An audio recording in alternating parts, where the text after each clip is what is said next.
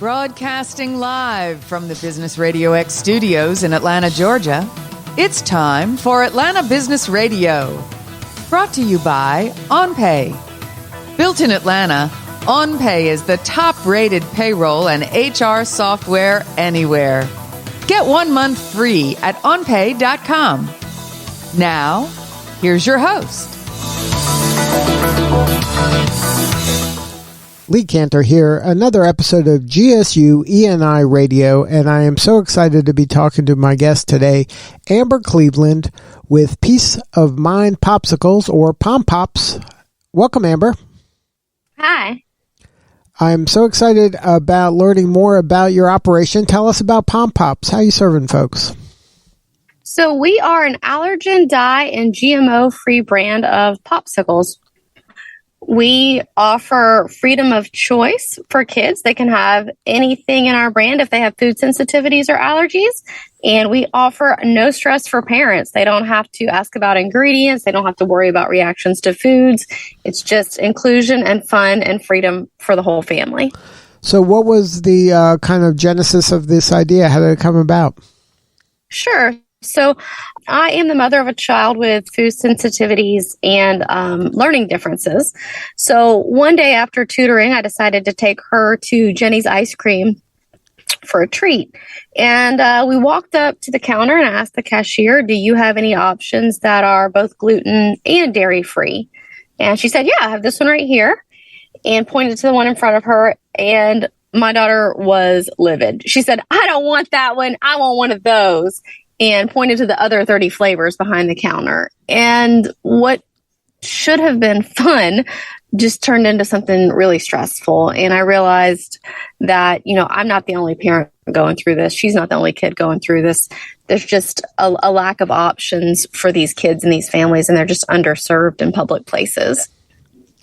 So then, had you ever made popsicles before?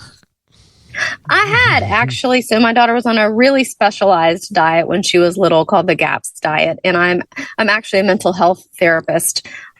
And so I had a lot of experience on healing her body through nutrition. And so I have a background in making foods by hand for years, actually. So was this the first time that you tried to create your own kind of brand of popsicle? So it is my first time creating a food brand. My family owned a restaurant in College Park for 20 years. So I have some experience in the food service industry and in that domain. And I actually have a business partner who makes the popsicles now, but I have made popsicles in the past, but I'm not technically the popsicle maker at this point. Now, when you were coming up with the concept and you were trying to make it, I guess specifically for your child, but children like your child and maybe adults as well, how did you kind of come up with, the flavors, like how do you even launch something like this? Did you start with one flavor and then expand? How did that go? That's a great question. So it was a little bit of trial and error. We tried a few different recipes to see which ones were the best. And then I did a little bit of research on, what are the most popular flavors of popsicles and ice cream. So that was kind of the starting point.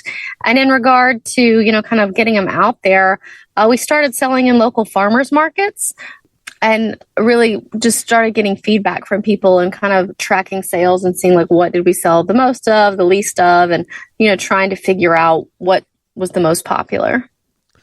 And then what are the types of ingredients that are in one of your popsicles in order to satisfy all of those demands for folks who have allergies and all the different issues that they're dealing with? So the base of our popsicles, it's a combination of organic non-GMO coconut milk, organic non-GMO cane sugar, and then a grass-fed beef gelatin. And from there, we add in different ingredients that we source locally, like different fruits and herbs and spices. And then when did you start going, we might be onto something here? That's a great question. I think once we started getting feedback from people at the farmers market and they were asking, are you going to distribute? Where can I get these? It was reinforcement that there was a need and that the product, met their expectations and was actually both healthy and delicious.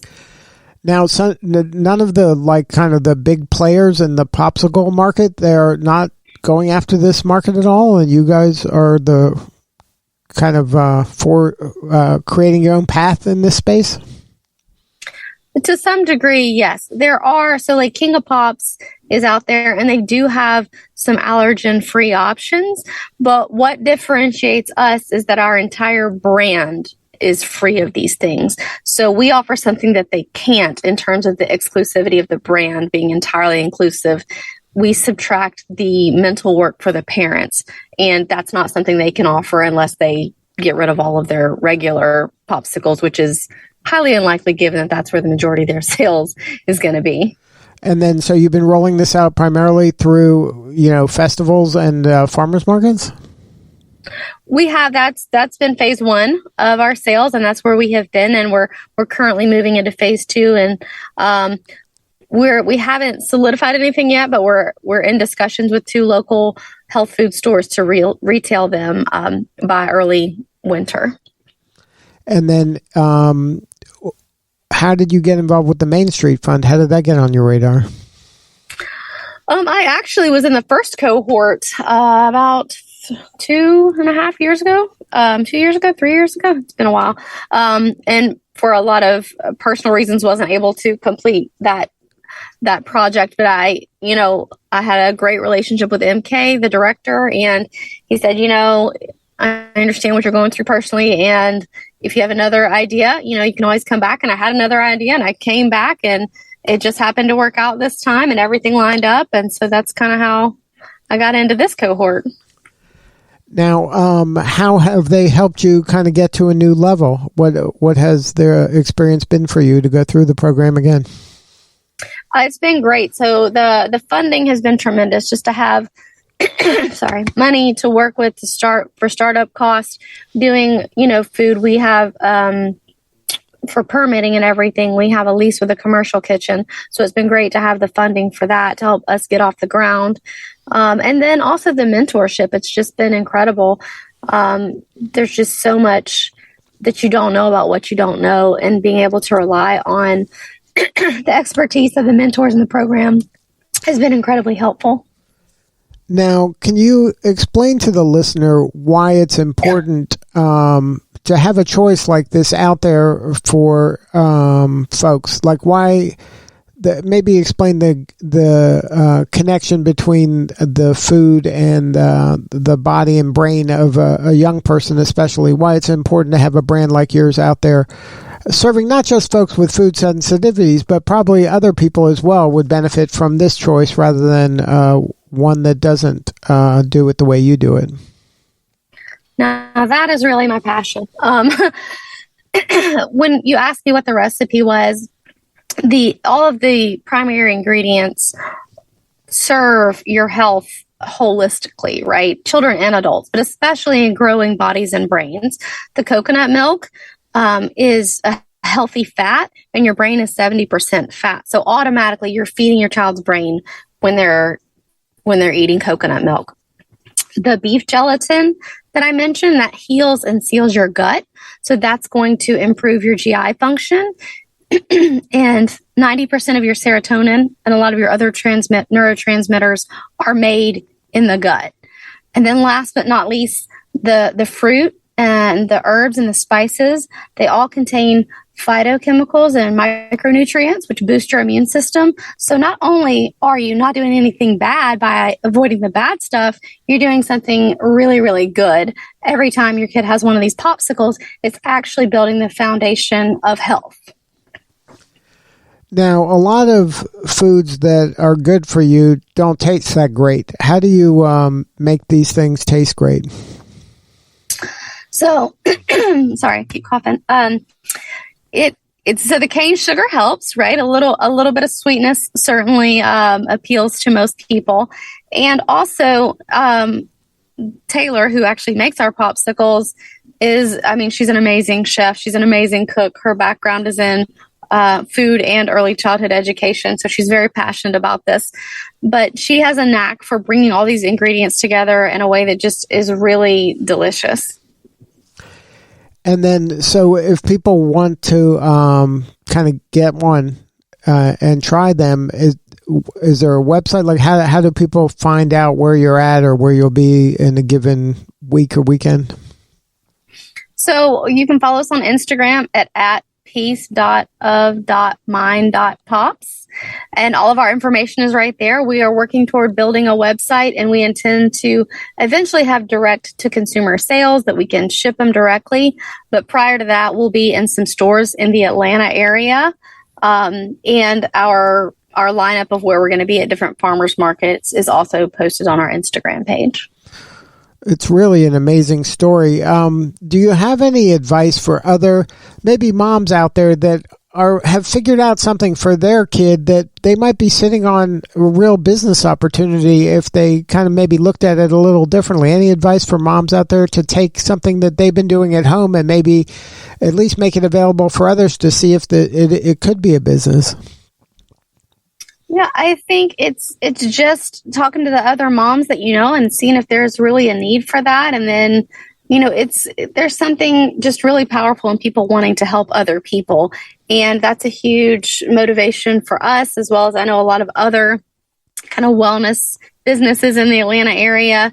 If you're passionate about helping people, if you really have something that makes people's lives easier and makes their quality of life better, it will sell itself. It's just a matter of bringing it to life, and the resources are out there. You've just got to pursue them. Well, congratulations on all the success and the momentum you've got. It must be pretty exciting for you to see this thing keep blossoming. It really is. It is thrilling to see this unfold and to be a part of it.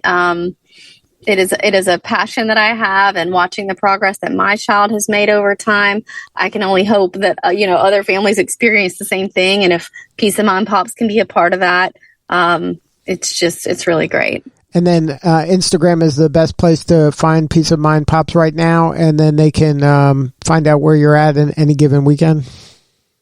Exactly. And we will have a website coming soon. That's just on our ongoing list of things to develop. We're not there yet, but anything you need to know for now, you can find on Instagram. Well, Amber, thank you so much for sharing your story today. You're doing such important work, and we appreciate you. Okay, great. Thank you. I appreciate you having me. All right. This is Lee Cantor. We'll see you all next time on GSU ENI Radio. Today's episode of Atlanta Business Radio is brought to you by OnPay. Built in Atlanta, OnPay is the top-rated payroll and HR software anywhere. Get 1 month free at onpay.com.